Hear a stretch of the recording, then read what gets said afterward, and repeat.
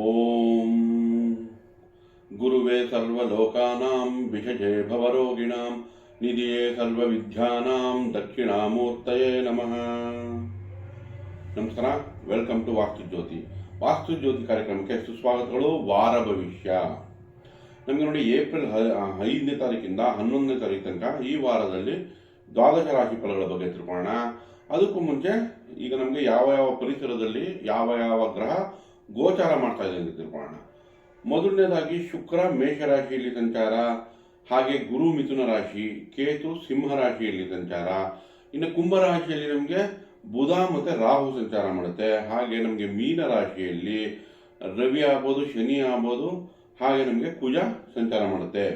ಇನ್ನು ಚಂದ್ರ ನಮಗೆ ಸ್ವಲ್ಪ ಬಲ ಕಡಿಮೆ ನೀಚನಾಗಿ ವೃಶ್ಚಿಕ ರಾಶಿಯಲ್ಲಿಯೂ ಮತ್ತೆ ವಾರದ ಅಂತ್ಯಭಾಗದಲ್ಲಿ ಧನುರಾಶಿಯಲ್ಲಿ ಸಂಚಾರ ಮಾಡುತ್ತೆ. ನೋಡಿ, ಧನುರಾಶಿಯಲ್ಲಿ ಸಂಚಾರ ಮಾಡುವಾಗ ಗುರು ದೃಷ್ಟಿ ಬೀಳುತ್ತೆ. ಹಾಗಾಗಿ ಅವಾಗ ಶುಭನೇ ನಿರೀಕ್ಷಿಸಬಹುದು ವಾರ ಅಂತ್ಯದಲ್ಲಿ. ಓವರ್ ಆಲ್ ಎಲ್ಲರಿಗೂ ಹೇಳ್ತಾ ಇದ್ದೀನಿ. ಹಾಗೆ ನೋಡಿ, ನಮಗೆ ಈಗ ಮುಹೂರ್ತ ಭಾಗ. ಈ ಮುಹೂರ್ತ ಭಾಗ ಅಂದರೆ ಈ ವಾರದಲ್ಲಿ ಯಾವ ದಿನ ನಮಗೆ ಶುಭ ಕಾರ್ಯಗಳನ್ನ ಮಾಡ್ಕೋಬಹುದು. ಈಗ ನಮಗೆ 9ನೇ ತಾರೀಕು ಸಪ್ತಮಿ ಮೂಲಾ ನಕ್ಷತ್ರ ಗುರುವಾರ ಬರುತ್ತೆ. ಅವತ್ತಿನ ದಿನ ಶುಭ ಕಾರ್ಯಗಳನ್ನು ಮಾಡ್ಕೋಬಹುದು. 12ನೇ ತಾರೀಕು ದಶಮಿ ಶ್ರವಣ ನಕ್ಷತ್ರ ಭಾನುವಾರ ಬೀಳುತ್ತೆ. ಆ ದಿನ ಶುಭ ಕಾರ್ಯಗಳನ್ನ ಮಾಡ್ಕೋಬಹುದು. ಈಗ ದ್ವಾದಶ ರಾಶಿ ಫಲಗಳ ಬಗ್ಗೆ ತಿಳ್ಕೊಳ್ಳೋಣ. ಸಿಂಹ ರಾಶಿ ನೋಡಿ, ಸಿಂಹ ರಾಶಿಯವರಿಗೆ 4 ಮತ್ತು 5ರಲ್ಲಿ ಚಂದ್ರ ಸಂಚಾರ ಆಗುತ್ತೆ. ಸೊ 4ನೇ ಮನೆ 5ನೇ ಮನೆ ಚಂದ್ರ ಸಂಚಾರ ಮಾಡ್ತಾ ಇದ್ರೆ ನಿಮಗೆ 12ನೇ ಮನೆ ಅಧಿಪತಿ. ಇಲ್ಲಿ ವಿದ್ಯಾಭ್ಯಾಸದಲ್ಲಿ ಒಂಥರ ಹುಮ್ಮಸ್ಸು ಕಡಿಮೆ ಆದರೂ ಗೋಚಾರದಲ್ಲಿ ನಿಮಗೆ ಲಾಭ ಚೆನ್ನಾಗಿದೆ. ಸೊ ಈ ವಾರದಲ್ಲಿ ಚಂದ್ರ ನಿಮಗೆ ಹೊಸ ಉತ್ಸಾಹ ಉಲ್ಲಾಸ ಖಂಡಿತ ಕೊಡುತ್ತೆ. ಸ್ವಲ್ಪ ನಿಧಾನ ಅನಿಸಿದ್ರು, ಯಾಕಂದ್ರೆ 12ನೇ ಮನೆ ರೀತಿಯಾಗಿ. ನಂತರ ನೋಡಿ, ವಾರಾಂತ್ಯದಲ್ಲಿ ಗುರು ದೃಷ್ಟಿ ಬೀಳ್ತಾ ಇದೆ. ಸಿಂಹರಾಶಿಯವರಿಗೆ 11ನೇ ಮನೆ ಗುರು ಯಾವಾಗ 12ನೇ ಮನೆ ಮೇಲೆ ಬೀಳುತ್ತೋ ಸೊ ನಿಮಗೆ ಲಾಭ ಖಂಡಿತ ಚೆನ್ನಾಗುತ್ತೆ. ಕೆಲಸ ಕಾರ್ಯಗಳಲ್ಲಿ ಅನುಕೂಲನೂ ಚೆನ್ನಾಗಿ ಮಾಡಿಕೊಡುತ್ತೆ. ಶುಭ ಕಾರ್ಯಕ್ಕೂ ಅನುಕೂಲ ಆಗುತ್ತೆ. ನಂತರ ಸಿಂಹರಾಶಿಯವರಿಗೆ ರಾಶಿಯಲ್ಲಿಯೇ ಕೇತು ಇದೆ. ಹಾಗಾಗಿ ಕೇತು ಪರಿಹಾರ ಅಗತ್ಯ. ನಂತರ ಸಪ್ತಮದಲ್ಲಿ ಬುಧ ಇದೆ. ನಿಮಗೆ 2, 11ನೇ ಮನೆ ಸಪ್ತಮದಲ್ಲಿದ್ದರೆ ಲಾಭ ಏನೋ ತಂದುಕೊಡುತ್ತೆ, ಹಾಗೆ ಖರ್ಚು ಹೇಳುತ್ತೆ. ಅಂದರೆ ನಿಮ್ಮ ಬುದ್ಧಿವಂತಿಕೆಯಲ್ಲಿ ಸ್ವಲ್ಪ ನಿಧಾನ ಆಗೋ ಚಾನ್ಸಸ್ ಇರುತ್ತೆ.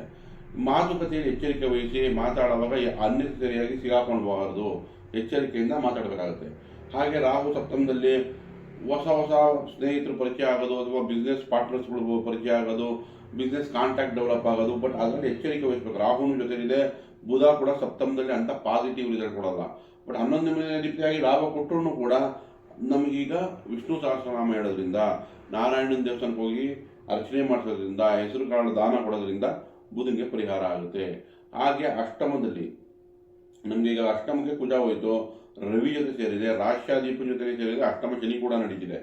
ಹಾಗಾಗಿ ಈ ವಾರದಲ್ಲಿ ಎಚ್ಚರಿಕೆ ಏನಂದ್ರೆ, ಒಂದು ಕುಜಂಗೆ ಪರಿಹಾರ ಬೇಕು. ನಿಮ್ಮ ಅಣ್ತಮ್ಮಂದ್ರನ್ನ ಮನೆ ಕರೆದಿ ಅವ್ರಿಗೇನಾದರೂ ಸಿಹಿ ತಿಂಡಿ ಕೊಟ್ಟು ಒಳ್ಳೆ ಮಾತಾಡಿ ಸುಬ್ರಹ್ಮಣ್ಯನ ಆರಾಧನೆ ಮಾಡಿ ಅಷ್ಟೋತ್ತರಗಳು ಸುಬ್ರಹ್ಮಣ್ಯನ ಹೇಳ್ಕೊಳ್ಳೋದ್ರಿಂದ ಕುಜ ಪರಿಹಾರ ಆಗುತ್ತೆ. ಸ್ವಲ್ಪ ಕೋಪ ತಾಪಗಳನ್ನ ಸಹನೆ ಕಾಪಾಡ್ಕೋಬೇಕಾಗುತ್ತೆ. ಕುಜ ನಮ್ಗೆ ಅಷ್ಟಮದಲ್ಲಿದ್ದಾಗ 2ನೇ ಮನೆ ಮೇಲೆ ದೃಷ್ಟಿ. ಸೊ ಮಾತು ಹೊರಟಾಡ್ತೀವಿ, ಕುಟುಂಬದಲ್ಲಿ ವಾಗ್ವಾದ ಬರುತ್ತೆ. ಸ್ವಲ್ಪ ಪೇಷನ್ಸು ಸಹನೆ ಬೇಕು. ರಾಶ್ಯಾದೀಪ ಅಷ್ಟಮಕ್ಕೆ ಹೋದಾಗ ದೈಹಿಕ ನೋವು, ಪೀಡೆ ಅಥವಾ ಆರೋಗ್ಯದಲ್ಲಿ ಸಮಸ್ಯೆ, ಬಿಪಿಯಲ್ಲಿ ಏರುಪೇರು ಇದು ಆಗೋ ಸಾಧ್ಯತೆಗಳಿದೆ. ಹಾಗಾಗಿ ಇಲ್ಲಿ ರವಿ ಕೂಡ ಪರಿಹಾರ ಬೇಕು ರಾಶ್ಯಾದೀಪಂಗೆ. ಹಾಗಾಗಿ ಸೂರ್ಯ ಉದಯಕ್ಕೆ ಎದ್ದು ಅರ್ಘ್ಯ ಕೊಟ್ಟು ಸೂರ್ಯ ನಮಸ್ಕಾರ ಮಾಡೋದಾಗಲಿ, ಅಥವಾ ಸೂರ್ಯನಾರಾಯಣಂದು ಅಷ್ಟೋತ್ತರಗಳು ಹೇಳ್ಕೊಳೋದ್ರಿಂದ ಕೂಡ ನಾವು ಸೂರ್ಯಗೆ ಬ್ಯಾಲೆನ್ಸ್ ಮಾಡ್ಬೋದು ಆ ನೆಗೆಟಿವ್ ರಿಸಲ್ಟ್ನ. ಹಾಗೆಯೇ ನಮಗೆ ಭಾಗ್ಯದಲ್ಲಿ ಶುಕ್ರ ಸಿಂಹರಾಶಿಯವರಿಗೆ 3ನೇ ಮನೆ ಅಧಿಪತಿ ಮತ್ತು ಕರ್ಮಾದೀಪ ಆಗುತ್ತೆ. ಶುಕ್ರ ಭಾಗ್ಯದಲ್ಲಿದ್ದಾಗ ಮಾತುಕತೆಯಲ್ಲಿ ಜಯ, ಕೆಲಸಗಳಲ್ಲಿ ಜಯ, ತಕ್ಕ ಮಟ್ಟಕ್ಕೆ ಶುಕ್ರ ಒಳ್ಳೆ ರಿಸಲ್ಟೇ ಕೊಡುತ್ತೆ ಭಾಗ್ಯದಲ್ಲಿ. ಓವರ್ ಆಲ್ ತಗೊಂಡ್ರೆ ಸಿಂಹರಾಶಿಯವರಿಗೆ ಈ ವಾರ ಮಿಶ್ರ ಫಲ ಅಂತ ಹೇಳ್ಬೋದು, ಒಳ್ಳೆಯದಾಗಿ. ಕನ್ಯಾ ರಾಶಿ ನೋಡಿ, ಕನ್ಯಾ ರಾಶಿಯವರಿಗೆ ಸಪ್ತಮದಲ್ಲಿ ಕುಜ ಬಂತು. ನಿಮಗೆ 3 ಮತ್ತು ಅಷ್ಟಮಾದೀಪ ಕೇಂದ್ರಕ್ಕೆ ಬಂತು. ರವಿ ಜೊತೆ ಇದೆ 12ನೇ ಮನೆ ಜೊತೆಗೆ. ಏನಾದರೂ ಕೆಲಸ ಕಾರ್ಯಗಳು ಸ್ವಲ್ಪ ನಿಧಾನ ಆಗಿದ್ರೆ ಅದು ಆಗೋ ಚಾನ್ಸಸ್ ಚೆನ್ನಾಗಿದೆ. ಬಟ್ ಕೋಪ ತಾಪನೂ ಕೊಡುತ್ತೆ. ಯಾಕಂದರೆ ಸೂರ್ಯ ಆಗಲಿ ಕುಜ ಆಗಲಿ ಎರಡೂ ಅಗ್ನಿತತ್ವ ಆಗಿ ನಿಮ್ಮ ರಾಶಿನೇ ನೋಡ್ತಿದೆ.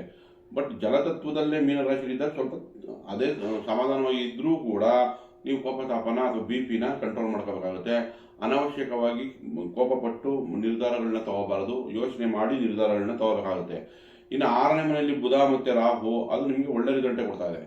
ಸ್ವಲ್ಪ ಏನಾನ ಬ್ಯಾಂಕಿಂಗು ಅಥವಾ ಆ ರಿಲೇಟೆಡಲ್ಲಿ ನಿಧಾನ ಅನಿಸಿದ್ರು ಕೂಡ ಮುಂಬರುವ ದಿನಗಳಲ್ಲಿ ಅದು ಲಾಭದಾಯಕವಾಗಿರುತ್ತೆ.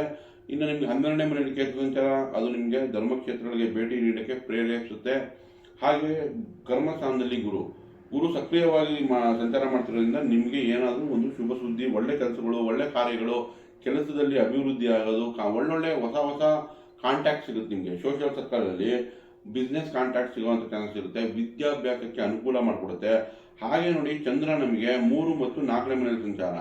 ಸೊ ಇನಿಷಿಯಲಿ 3ನೇ ಮನೆಯಲ್ಲಿ ಸಂಚಾರ ಆದಾಗ ನೀಚ ಚಂದ್ರ ಆಗಿರೋದ್ರಿಂದ ಮಾನಸಿಕ ಒತ್ತಡ ಬರ್ಬೋದು. ಲಾಭಾಧಿಪತಿ. ಹಾಗೆ ಈ ವಾರದಲ್ಲಿ ನಾವು ಏನು ನಿರೀಕ್ಷಿಸ್ಬೋದು ಅಂದರೆ, ನಿಮಗೆ ಈ ವಾರದಲ್ಲಿ ಯಾವುದನ್ನ ಡಾಕ್ಯುಮೆಂಟೇಷನ್ನು ಇದು ನಿಧಾನ ಆಗಿದ್ರೆ ಈ ವಾರದಲ್ಲಿ ಆಗುತ್ತೆ. ಈ ವಾರದಲ್ಲಿ ಸರ್ಕಾರದಿಂದ ಏನಾದರೂ ಕೆಲಸಗಳು ನಿಧಾನ ಆಗಿದ್ರೆ ಈ ವಾರದಲ್ಲಿ ಅದು ಕಂಪ್ಲೀಟ್ ಆಗುತ್ತೆ. ನಿಮ್ಗೊಂಥರ ಪಾಸಿಟಿವ್ ವೈಬ್ ಬರುತ್ತೆ, ಏನಾರ ಒಂದು ಸಾಧನೆ ಮಾಡುವಂಥದ್ದು. ಯಾಕಂದರೆ 11ನೇ ಮನೆ ಅಧಿಪತಿ 3 ಮತ್ತು 4ರ ಸಂಚಾರ. ಸೊ ಅಟ್ಲೀಸ್ಟ್ ವಾರ ಅಂತ್ಯದಲ್ಲಾದರೂ ನಿಮಗೆ ಶುಭ ಸುದ್ದಿ ಸಿಗುತ್ತೆ. ನಂತರ ನಿಮಗೆ ಸಪ್ತಮದಲ್ಲಿ ಶನಿ ಕೂಡ ಇದೆ. ಸೊ ಸಪ್ತಮದಲ್ಲಿ ಶನಿ ಇದ್ದಾಗ ವ್ಯವಹಾರ ನಿಧಾನ ಆದರೂ ಒಂಥರ ಪಕ್ಕ ಆಗುತ್ತೆ, ಅಂದರೆ ಗ್ಯಾರಂಟಿ ರಿಸಲ್ಟ್ ಕೊಡೋವಂಥದ್ದಾಗುತ್ತೆ. ಸಪ್ತಮದಲ್ಲಿ ಶನಿ ನಮಗೆ ದಿಗ್ಬಲನಾಗಿ, ಸೊ ಶನಿಯಿಂದನೂ ಲಾಭ ತಗೋಬೋದು. ಅಷ್ಟಮದಲ್ಲಿ ನೋಡಿ, ಭಾಗ್ಯಾದೀಪ ಮತ್ತು ಕುಟುಂಬದ 2ನೇ ಮನೆ ಅಧಿಪತಿ ಅಷ್ಟಮದಲ್ಲಿದೆ. ಹಾಗಾಗಿ ಕುಟುಂಬದಲ್ಲಿ ಅಥವಾ ಅದೃಷ್ಟಗಳಲ್ಲಿ ಏನಾದರೂ ಶುಭ ಸುದ್ದಿ ನಿಮಗೆ ಸಿಗುವಂಥ ಚಾನ್ಸ್ ಇರುತ್ತೆ. ಶುಕ್ರ ಕೂಡ ನಿಮಗೆ ಪಾಸಿಟಿವ್ ರಿಸಲ್ಟೇ ಕೊಡ್ತಿದೆ ಅಷ್ಟಮದಿಂದ. ಆದರೂ ಸ್ವಲ್ಪ ಹೆಣ್ಣು ಮಕ್ಕಳ ಜೊತೆ ವ್ಯವಹಾರ ಮಾಡುವಾಗ ಎಚ್ಚರಿಕೆ ವಹಿಸಿ. ಸೊ ಏನಾದರೂ ಮಾತಾಡುವಾಗ ನೀವು ಒಂಥರ ಆರಾಮಾಗಿ ಮಾತಿನ ಎಚ್ಚರಿಕೆ ವಹಿಸಿ ಮಾತಾಡಿ. ಓವರ್ ಆಲ್ ತಗೊಂಡ್ರೆ ನಿಮ್ಗೆ ಈ ವಾರ ಶುಭದಾಯಕವಾಗಿದೆ ಅಂತ ಹೇಳ್ಬೋದು. ಕನ್ಯಾ ರಾಶಿಯವರಿಗೆ ಒಳ್ಳೆಯದಾಗಲಿ. ತುಲಾ ರಾಶಿ ನೋಡಿ, ನಿಮ್ಮ ರಾಶಿಯಾಧಿಪ ಸಪ್ತಮದಲ್ಲಿದೆ, ಅಷ್ಟಮಾಧಿಪನೂ ಆಗ್ತಾನೆ, ನಿಮ್ಮ ರಾಶಿಯಾಧಿಪನೂ ಆಗಿ ಸಪ್ತಮದಲ್ಲಿ ನಿಮ್ಮ ರಾಶಿನೇ ನೋಡ್ತಾ ಇದೆ. ಹಾಗಾಗಿ ನಿಮಗೆ ಶುಭ ಕಾರ್ಯಗಳಿಗೆ ಅನುಕೂಲ. ನಿಮ್ಮ ರಾಶಿನ ಗುರು ಭಾಗ್ಯದಿಂದ ನೋಡ್ತಾ ಇದೆ. ಹಾಗಾಗಿ ನಿಮಗೆ ಅದೃಷ್ಟಗಳು ಕೊರತೆ ಇರಲ್ಲ, ಅದೃಷ್ಟಗಳು ಎನೆನ್ಸ್ ಆಗುತ್ತೆ. ನಂತರ ತುಲಾರಾಶಿಯವರಿಗೆ ಪಂಚಮದಲ್ಲಿ ರಾಹು ಬುಧ, ಸ್ವಲ್ಪ ನರ್ವಸ್ ವೀಕ್ನೆಸ್ ಬರ್ಬೋದು, ಹೊಟ್ಟೆಯಲ್ಲಿ ಏನಾದರೂ ಇನ್ಫೆಕ್ಷನ್ಸ್ಗಳು ಬರ್ಬೋದು. ಅದಕ್ಕೆ ನಿಮಗೆ ಅಲ್ಲಿ ಎಚ್ಚರಿಕೆ ವಹಿಸಬೇಕು. ಬಟ್ ಆದರೆ ನಮಗೆ ಬುಧ ಪಂಚಮದಲ್ಲಿ ವಿದ್ಯಾಭ್ಯಾಸದಲ್ಲಿ ಕಡಿಮೆ ಮಾಡುತ್ತೆ. ಮಕ್ಕಳ ವಿಚಾರದಲ್ಲಿ ಏನಾದರೂ ಚಿಂತೆ ಕೊಡುತ್ತೆ ತುಲಾರಾಶಿಯವರಿಗೆ. ಈ ಬುಧ ಅಂದ್ರೂ ಮಕ್ಕಳು ಸಮಾನ ಆಗುತ್ತೆ, ಮತ್ತು ಪಂಚಮದಲ್ಲಿ ರಾಹು ಕೂಡ ಇದೆ. ಸೊ ಮಕ್ಕಳ ವಿಷಯದಲ್ಲಿ ಏನಾದರೂ ಒಂದು ಒತ್ತಡಗಳು ಬರ್ಬೋದು ಈ ವಾರದಲ್ಲಿ. ಹಾಗಾಗಿ ತುಲಾರಾಶಿಯವರು ಅದಕ್ಕೆ ಎಚ್ಚರಿಕೆ ವಹಿಸಬೇಕು. ಬಟ್ ಗುರು ದೃಷ್ಟಿ ಇದೆ, ಮ್ಯಾನೇಜ್ ಆಗುತ್ತೆ. ಬಟ್ ಅದಕ್ಕೋಸ್ಕರ ಬುಧನಿಗೆ ಪರಿಹಾರ ಏನು ಅಂದರೆ, 12ನೇ ಮನೆ ಅಧಿಪತಿನೂ ಆಗಿರೋದ್ರಿಂದ ವಿಷ್ಣು ಸಹಸ್ರನಾಮ ಹೇಳ್ಕೊಳ್ಳಿ. ಅಥವಾ ಪ್ರೀತಿ ಪ್ರೇಮ ಸಾಮರಸ್ಯದಲ್ಲಿ ಸ್ವಲ್ಪ ಕೊರತೆ ಉಂಟಾಗ್ಬೋದು, ಅದು ಹಿನ್ನಡೆ ಆಗ್ಬೋದು. ಹಾಗಾಗಿ ವಿಷ್ಣು ಸಹಸ್ರನಾಮ ಹೇಳ್ಕೊಳ್ಳೋದು, ಹತ್ತಿರದ ವಿಷ್ಣು ದೇವಸ್ಥಾನ ಅಥವಾ ನಾರಾಯಣನ ದೇವಸ್ಥಾನಕ್ಕೆ ಭೇಟಿ ಕೊಟ್ಟು ನಿಮ್ಮ ಹೆಸರಲ್ಲಿ ಅರ್ಚನೆ ಮಾಡಿಸೋದು, ಮಕ್ಕಳ ಹೆಸರಲ್ಲಿ ಅರ್ಚನೆ ಮಾಡಿಸೋದು, ಅದರಿಂದ ನಿಮಗೆ ಖಂಡಿತ ಪರಿಹಾರ ಆಗುತ್ತೆ. ಇನ್ನು 6ನೇ ಮನೆಯಲ್ಲಿ ರವಿ ಕುಜ ಇಬ್ಬರು ಇದ್ದಾರೆ.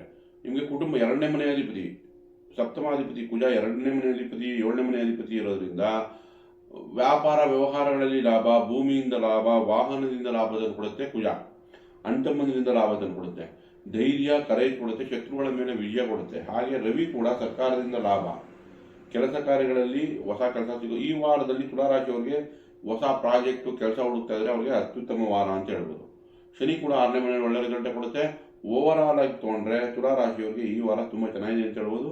ಮಕ್ಕಳ ವಿಚಾರದಲ್ಲಿ ಎಚ್ಚರಿಕೆ ವಹಿಸಿ, ಒಳ್ಳೆಯದಾಗಲಿ.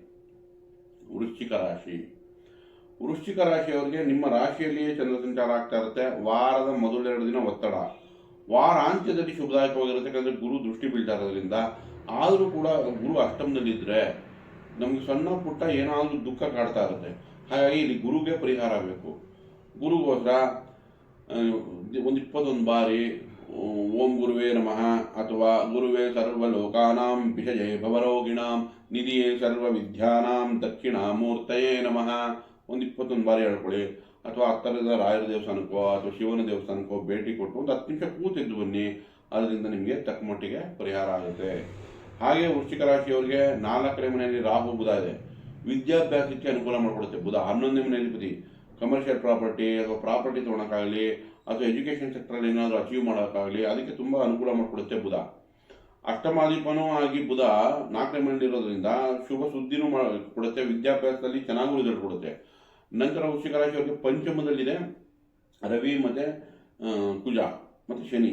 ಸೊ ಈ 3 ಗ್ರಹಗಳು ಪಂಚಮದಲ್ಲಿದೆ, ಪೂರ್ವ ಪುಣ್ಯ ಸ್ಥಾನದಲ್ಲಿದೆ. ನಿಮಗೆ ನೋಡಿ, ಕುಜ ನಿಮ್ಮ ರಾಶಿಯಾಧಿಪ ಮತ್ತು 6ನೇ ಮನೆ ಅಧಿಪತಿ 5ರಲ್ಲಿ ಇದ್ದಾಗ ಮಕ್ಕಳು ಸ್ಪೋರ್ಟ್ಸ್ ಅಲ್ಲೋ ಅಥವಾ ಮಕ್ಕಳ ವಿಚಾರದಲ್ಲೇನೋ ಅನುಕೂಲ ಆಗುತ್ತೆ, ಅಥವಾ ಭೂಮಿಯಿಂದ ಲಾಭ ಬರ್ಬೋದು. ಬಟ್ ಹಾಗೆಯೇ ಮಕ್ಕಳಿಗೆ ಸ್ವಲ್ಪ ಕೋಪತಾಪ ವಾಗ್ವಾದ ಮಕ್ಕಳ ಜೊತೆ ಆಗೋ ಚಾನ್ಸ್ ಇರುತ್ತೆ. ಅದಕ್ಕೆ ಎಚ್ಚರಿಕೆ ವಹಿಸಬೇಕು. ಇನ್ನು ಸೂರ್ಯ ಕೂಡ ಪಂಚಮದಲ್ಲಿ ಕುಜಿನ ಜೊತೆ ಏನೋ ಒಳ್ಳೆ ರಿಸಲ್ಟ್ ಕೊಡುತ್ತೆ. ಯಾಕಂದರೆ ಕರ್ಮಾಧಿಪತಿಯಾಗಿ ಒಳ್ಳೆ ರಿಸಲ್ಟೇ ಕೊಡುತ್ತೆ.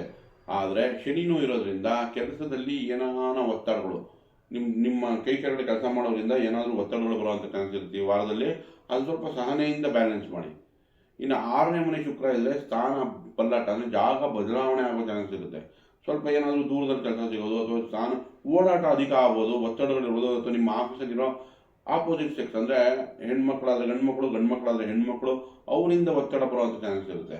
ಸೊ ಅದನ್ನು ಹಾಗಾಗಿ ಶುಕ್ರನಿಗೆ ಶಾಂತಿ ಅಥವಾ ಪರಿಹಾರ ಆಗುತ್ತೆ ಇದೆ.